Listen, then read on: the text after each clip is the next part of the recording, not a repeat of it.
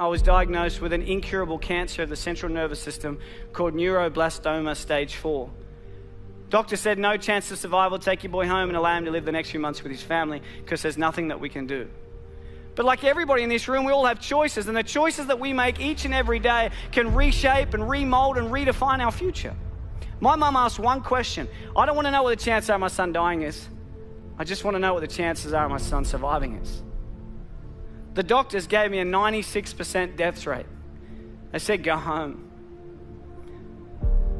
But my mum looked at my glass being 4% full and not 96% empty. But the next day, a doctor came in from America. He said, we're trialing a drug. It's called DTIC. Never been trialed on humans before, only on animals. We're going to trial it on 25 kids. And I truly believe that outside of love, hope is the most powerful word in the English dictionary. This instilled hope into our lives. We started this drug 9 a.m. Tuesday morning. Within 1 month, 20 out of the 25 kids had passed away. Within 90 days, 24 out of the 25 kids were dead. My mum, she would sit there and she would watch a doctor come in and zip up a body bag and wheel them out because of the same drug that she chose to put me on. I say to people all around the world that I'm one of the lucky ones. But I never say I'm one of the lucky ones because I'm still alive. I say I'm one of the lucky ones because I wasn't my mum. My mum had it tough. She had to make a choice to inject the drug into a child that has killed everybody that had ever taken. Until one day I was finally allowed to go home. The doctor said to my mum, your son, he will never go to school, he will never play sport, he'll be a housebound baby, and if he reaches his teenage years, it'll be a miracle. But we believed in miracles. And my mum wanted my dreams to come true. When I was lying in hospital, my mum bought me a Velcro glove and a Velcro ball. And she'd sit at the end of the bed and she'd lob the ball to me. I'd catch it and I'd throw it back till she gets further and further away until eventually I said to her, I have a dream, and that dream is to one day play baseball in America. And people laughed at me. Nobody in your life will tell you what you can do. They'll only ever tell you what you can't do. My dream was to play baseball in America, and I wanted to do everything in my power to make sure that happened. And there was a lot of hiccups along the way.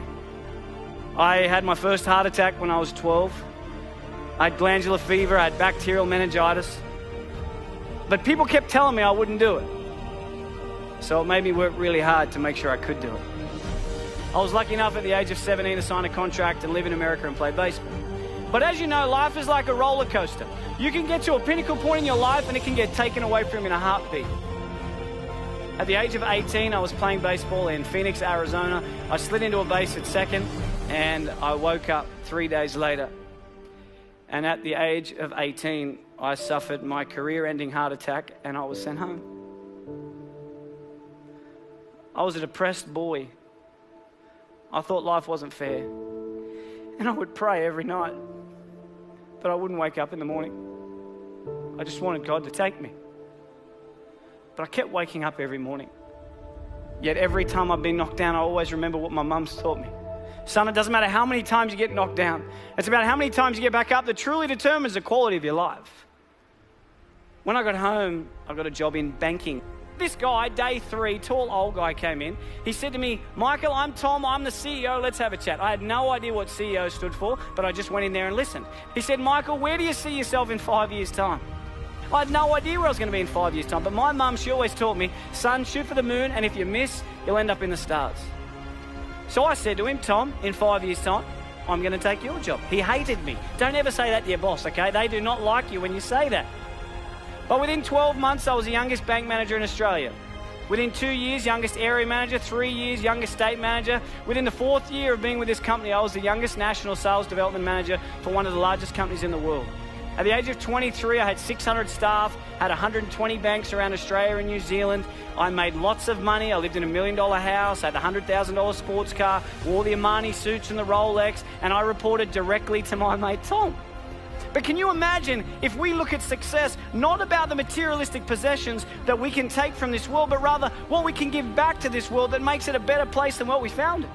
I was fortunate enough to be in a position to be able to do something for the most inspirational, the most influential, and the most loving person I've ever met, and that was my mum. On June 16 last year, I was lucky enough to put a pink ribbon on a door to a brand new home. And I got a chance to buy my mum a brand new house. to be able to give back to someone that has sacrificed so much for me is without a doubt the greatest gift. It puts a smile on my face knowing that I've been able to help her.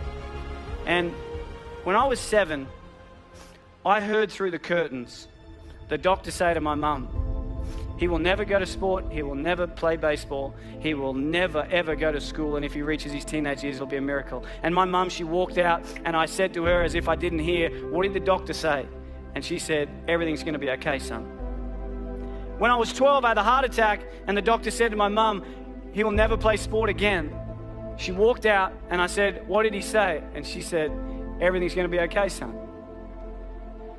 And earlier this year, I finally got a chance to return the favour. Unfortunately, earlier this year, the doctors found 4 tumours in my throat. I've never seen my wife cry so much in all my life. The doctor said to me, Michael, we're sorry, but tomorrow's not guaranteed. You need to slow down. But that's one thing we all have in common, because no one's guaranteed. I think that life is not about the amount of days that you live on this earth, but it's about what you fit into those days that allows you to live a remarkable life. And I remember driving home, and she called me, my mum, and she said, Mike, what'd the doctor say? And I said to her, Mum, everything's going to be okay. Every one of us, every single day, is blessed with the air that we breathe, the opportunities that we have. And I challenge you every single day to get out of bed and do something that your future self will be proud of.